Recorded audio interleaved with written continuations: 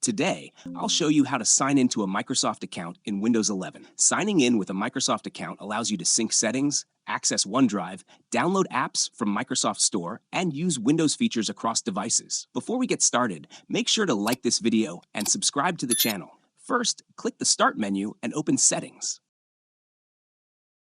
On the left side, click Accounts. Here, if you already see the Microsoft Account section with a Sign In button, simply click Sign In. If you do not see this option, click Your Info. There, you will see an option that says Sign In with a Microsoft account instead. Click on it. Now a Microsoft Sign In window will appear. Enter your Microsoft email address, phone number, or Skype ID. Then click Next. Enter your password and click Sign In.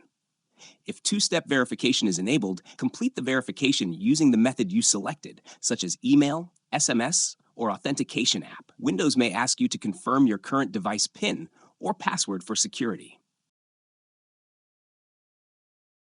Enter it to continue. Windows may ask you to enter your device PIN again to verify your identity. Simply enter your Windows PIN to continue. To confirm you are signed in, go back to Settings and open Accounts.